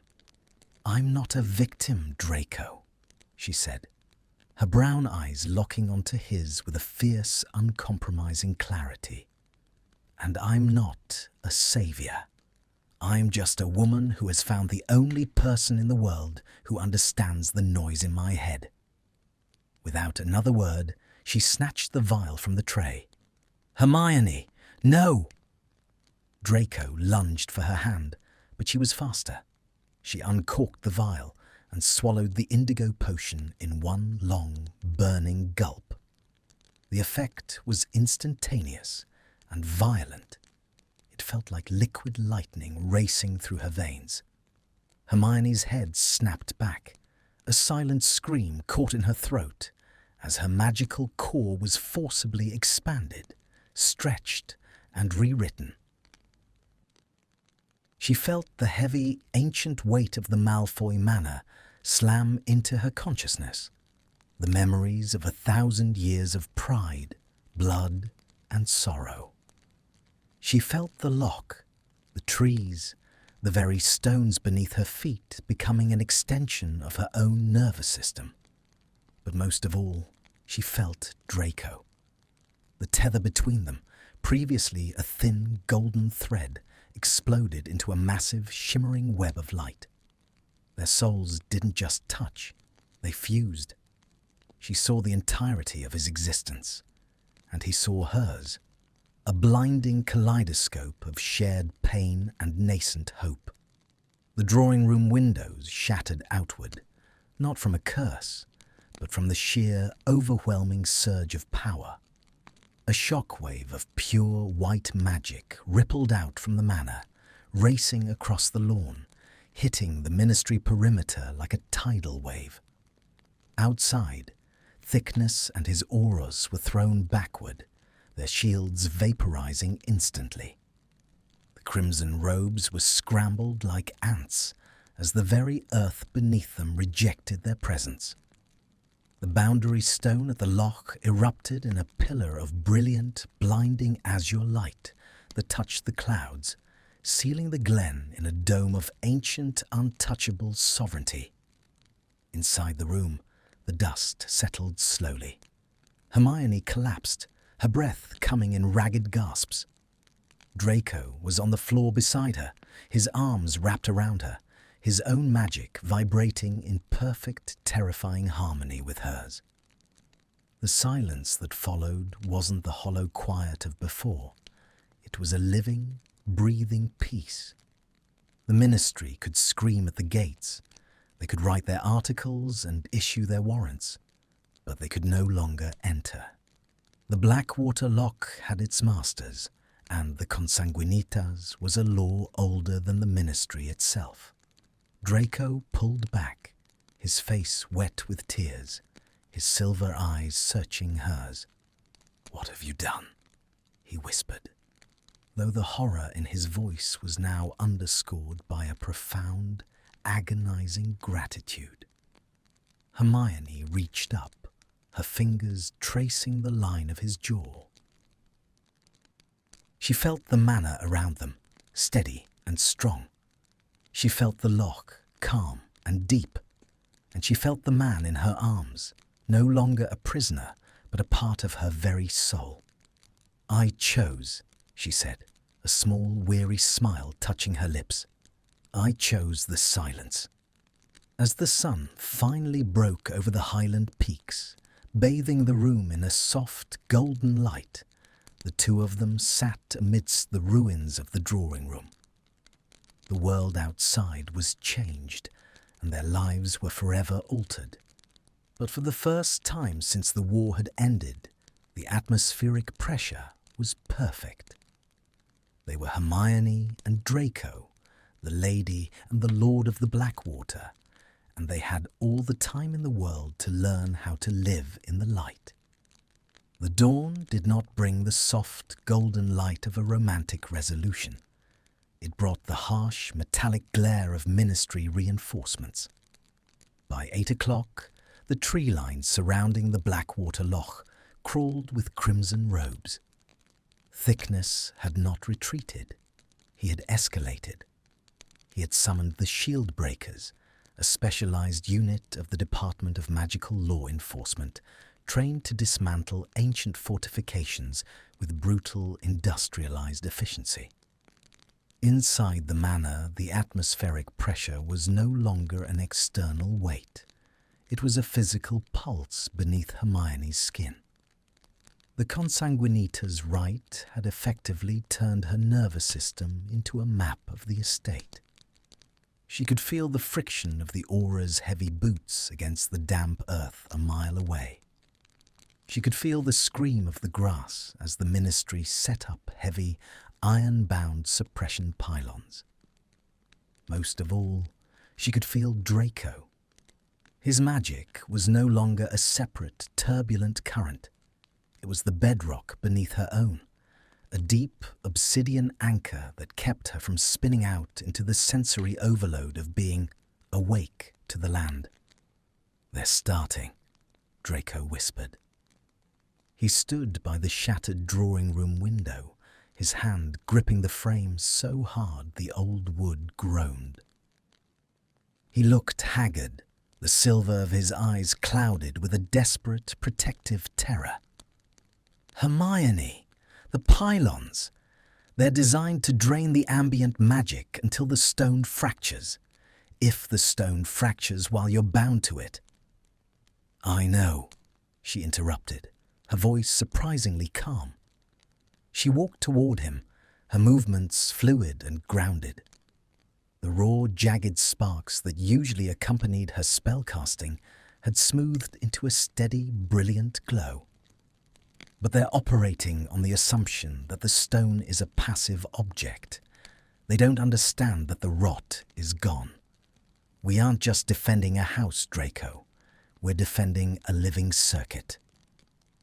She reached out, taking his hand. The contact was an instantaneous grounding wire. The chaotic noise of the estate's history, the echoes of old cruelties and stagnant pride, fell silent, replaced by the rhythmic, powerful thrum of their combined core. "We have to go down there," she said. "To the shore?" Draco recoiled, his jaw locking. "They'll arrest you the moment you step off the porch. They'll claim I've bewitched you." "Let them claim what they want," Hermione countered, her brown eyes flashing with a fierce, uncompromising light. "They're using 18th century containment laws. I've spent the last 3 years memorizing the magical Sovereignty Act of 1402. They can't arrest a sovereign of the land while a rite is in progress without a unanimous vote from the full Wizengamot. And they haven't had time to convene one." She didn't wait for his permission. She marched out of the drawing room, her heavy cloak billowing. Draco followed, his footsteps no longer hollow or hesitant, but synchronized with hers. They stepped out onto the terrace. The sight was a nightmare of modern magical warfare. The lock was boiling, the azure dome of the consanguinitas vibrating under the assault of the suppression pylons. Thickness stood at the center of a circle of ward breakers, their wands linked, sending rhythmic pulses of grey, neutralizing energy against the barrier. As Hermione and Draco reached the embankment, the auras faltered. The visual of the war heroine standing hand in hand with the traitor, both bathed in the same shimmering ancient light, was enough to stall the most hardened veteran. "Miss Granger!" Thickness bellowed over the roar of the wind. "Step away from the convict. You are interfering with a level 5 containment operation. Your status will not protect you from a charge of high treason." Hermione didn't shout back. She didn't need to. She whispered a single resonant incantation, and the manor itself amplified her voice, carrying it across the water like a peal of thunder. "By the blood of the land and the seal of the stone, I invoke the just Soli." A shockwave of pure golden magic erupted from the ground beneath her feet. It didn't strike the auras. It simply muted the world. The hum of the pylons ceased. The violent churning of the water stopped. The wands of the wardbreakers went cold, their tips sputtering like dying candles. "You are trespassing on a sovereign sanctuary," Hermione continued, her voice cold and clinical. "Under the Act of 1402, this estate is currently a neutral zone during the recalibration of its hereditary magic. Any attempt to breach the barrier is an act of war against the ancient foundations of the British Isles. Do you truly want to explain to the Wizengamot why you initiated a magical civil war because you couldn't read a diagnostic report?" Thickness's face turned a violent shade of purple. "This is a farce. Malfoy is a marked criminal." "And I am a sovereign consort," Hermione snapped, her fingers tightening in Draco's. "And as such, I am the only person currently capable of keeping this lock from detonating and taking Hogsmeade with it. Now, you will remove your pylons. You will retreat to the 3-mile boundary, and you will wait for the formal legal challenge I will be filing at noon." She turned her back on them, a gesture of supreme, untouchable defiance. Draco stared at the retreating ministry line, then at the woman beside him. The atmospheric pressure had settled into a perfect, breathing equilibrium. The dome wasn't a cage anymore. It was a shield. For the first time in his life, the manor felt like it belonged to him, because he finally belonged to someone else. The following months were a study in the slow, agonizing beauty of reconstruction. The ministry had retreated to a legal distance, paralyzed by the Granger maneuver.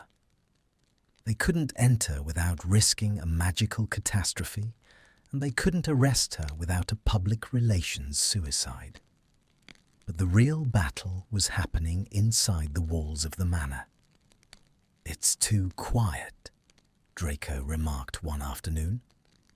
He was kneeling in the dirt of the long-abandoned east garden, his sleeves rolled up to his elbows. He was no longer the translucent porcelain ghost of the winter. The sun had returned a faint, healthy colour to his face, and his hands were steady.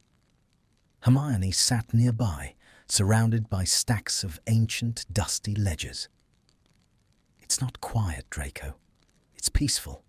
There's a difference." "Mippy says the house is breathing again," Draco said, looking up at the towering stone walls. The rot, that heavy, stagnant sense of dread, had evaporated. In its place was a crisp, clear energy that felt like the air after a mountain storm. They had spent weeks unmaking the ghosts. They had found the room where Draco's aunt had practiced her arts and ceremonially stripped the wallpaper, burning it in the lock. They had unsealed the library's hidden windows, letting the light hit books that hadn't seen the sun in 3 centuries. "I found something," Draco said, his voice dropping. He reached into the dark soil and pulled out a small blackened iron box. It was covered in defensive runes, but they were dormant, neutralized by the consanguinitas. He opened it. Inside wasn't a dark artifact, but a collection of dried, pressed flowers and a small silver locket containing a lock of hair. "My great-grandmother's," he whispered. She was a healer. My grandfather had her erased because she wouldn't support his purity manifestos. He boarded up her laboratory and told everyone she had gone mad." He looked at the flowers, his silver eyes shimmering. "The house wasn't always dark, Hermione. We were just very good at pretending the light didn't exist." Hermione moved to his side, resting her head on his shoulder. "Then we'll plant new ones. Not just flowers, Draco. A new history." They spent the rest of the day in the soil. They planted seeds of rowan and white heather, plants that shouldn't have survived the harsh highland frost, but flourished under the combined, balanced pulse of their magic. The magnetic pull between them had evolved from a frantic, survivalist friction into a constant, soothing warmth, a tether that didn't bind, but anchored. As the sun dipped behind the peaks, Draco turned to her, his face streaked with dirt and a look of profound, quiet contentment. "I don't think I've ever been happy before," he admitted. "I thought happiness was just the absence of pain. I didn't know it felt like this." "Like what?" she asked, smiling. "Like being home," he said. And for the first time, he didn't look at the manor. He looked at her. The summer solstice arrived with a clarity that felt like a blessing. The azure dome of the consanguinitas had finally stabilized, turning into a translucent, shimmering gold that caught the morning light. The ministry's legal challenge had collapsed. The Wizengamot had been forced to recognize the sovereign sanctuary status, effectively granting Draco a permanent, self-contained pardon. He was no longer a prisoner. He was a pioneer of a new hybrid magic. At noon, the wards chimed, a soft, melodic sound. 2 figures were standing at the boundary stone. "Are you ready?" Hermione asked, adjusting her light summer robes. Draco took a deep breath. He looked at the 2 men standing by the water, Harry Potter and Ron Weasley. They looked uncomfortable, their hands stuffed in their pockets, their eyes scanning the golden dome with wary curiosity. "No," Draco said honestly, "but I suppose I've kept them waiting long enough." The meeting was not easy. There were no immediate hugs or grand apologies. There was a long, heavy silence as Harry looked at the mark on Draco's arm and Draco looked at the scar on Harry's forehead.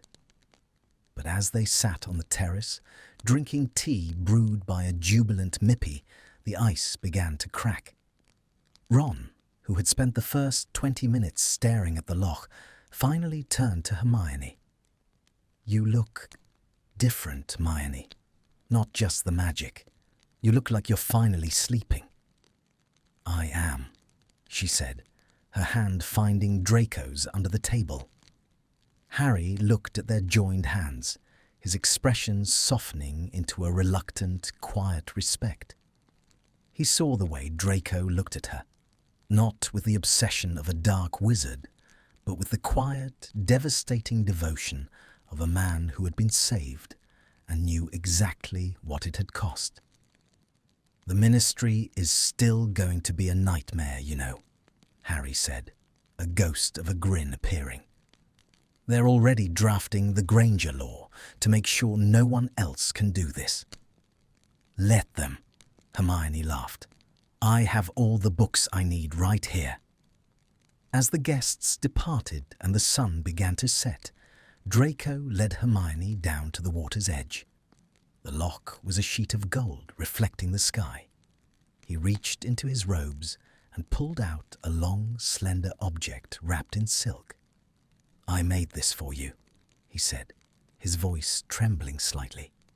"With Mippy's help, from the rowan tree we planted and the wood of your old wand." He unwrapped it. The wand was beautiful, dark, polished wood with a core that pulsed with a soft azure light. It was a bridge between her past and their future.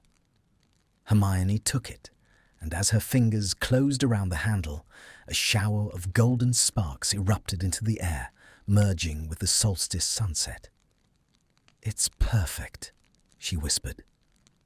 Draco pulled her against him, his chin resting on the top of her head. They stood there for a long time, 2 people who had found a way to turn the ruins of a war into a sanctuary of peace. The Blackwater Loch was no longer a place of containment. It was a place of beginning. The atmospheric pressure was perfect. They were home. The first winter after the stabilization of the consanguinitas did not arrive with the biting, hostile chill of the previous year. Instead, the snow fell in heavy, silent flakes that seemed to be caught in the golden suspension of the manor's sovereign dome. Inside the great library, now a space of warmth, honeyed light and the scent of drying herbs, Hermione Granger sat at a massive mahogany desk that had once belonged to Septimus Malfoy. Across from her, Draco was hunched over a sprawling scroll of vellum, his brow furrowed in that specific, intense concentration that always made her heart skip. He was no longer the hollowed-out spectre of the loch. His hair had grown slightly longer, tucked behind his ears, and the sharp, skeletal lines of his face had softened into a healthy, vital strength. He wore a simple black jumper, his sleeves pushed up to reveal hands that were no longer trembling, but steady as he dipped a quill into a well of shimmering cobalt ink. "It's the friction, Hermione," he murmured, not looking up. "The reason the Ministry's ward theory fails is that they treat magic as a static pressure. They try to contain it like steam in a boiler. But the consanguinitas proves it's a fluid. It needs to breathe.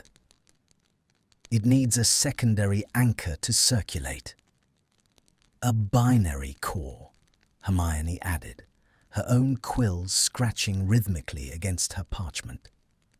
"Which is why a single caster, no matter how powerful, will always experience a burnout when maintaining high-level ancient fortifications. They lack the reciprocal loop." They were co-authoring their first treatise, The Dynamics of Relational Magic Beyond the Solitary Core. It was a work that would, within a decade, dismantle nearly every foundational pillar of modern British spell theory. But for now, it was simply a conversation between two people who had survived the silence. The manor had become a living laboratory.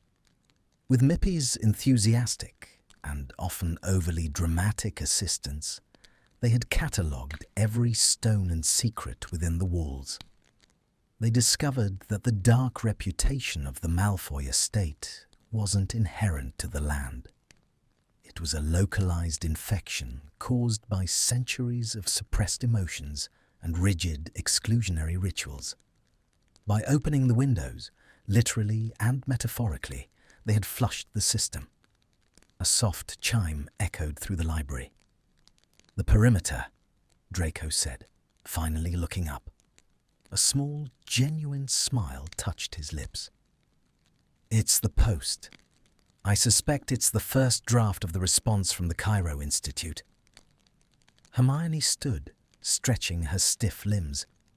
The magnetic pull between her and Draco had settled into a comfortable background hum, a constant reassurance that they were never truly alone.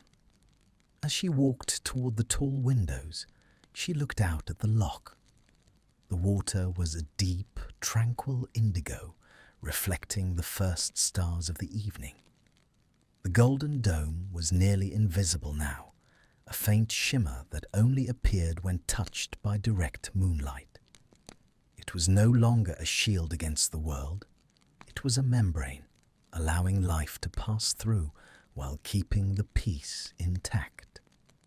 They had received their first official invitation to a gala at the French Ministry of Magic a week prior. It was a calculated move. The French were always keen to snub the British ministry by embracing the sovereign duo of Blackwater. "Are we going?" Draco asked, coming up behind her. He wrapped his arms around her waist, pulling her back against his chest. The heat of him was an anchor, a physical manifestation of the home they had built. "To Paris."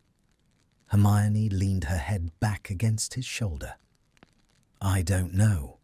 I'm quite fond of the silence here. And Mippy has just started the winter pruning in the greenhouse.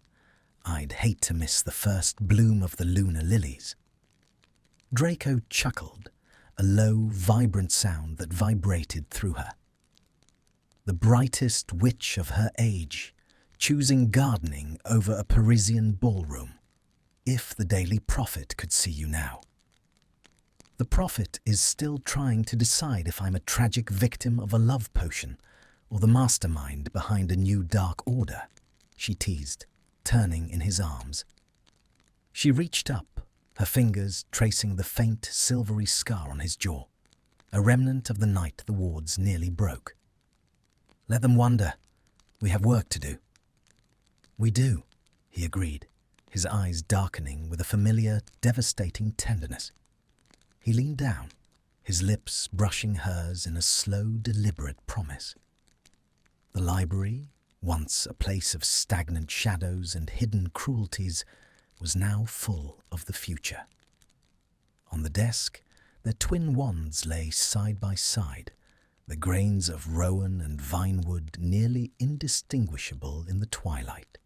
The parchment was filled with equations that proved that love wasn't just an emotion. It was a structural necessity for the highest forms of magic. As the moon rose over the Blackwater Loch, the two sovereigns returned to their scrolls. The world outside was still loud, still messy, and still full of people who didn't understand the price of peace. But inside the Golden Dome, the atmospheric pressure was perfect. They were Hermione and Draco, and they were no longer afraid of the light. Thank you for listening to this story. I wanted to write about two broken people, Hermione and Draco. Both have scars from the war, they are lonely, they are afraid. But they find each other in the dark. This story is not just about magic, it is about healing. It is about choosing to stay when things are hard. It is about building a home in a place that was once cold. I believe that no one is lost forever. Even a dark house can find the light again. All it needs is a little bit of truth and a lot of courage. I hope this story gave you hope. I hope it reminded you that you are not alone in your storms. Thank you for being here with me. See you in the next story.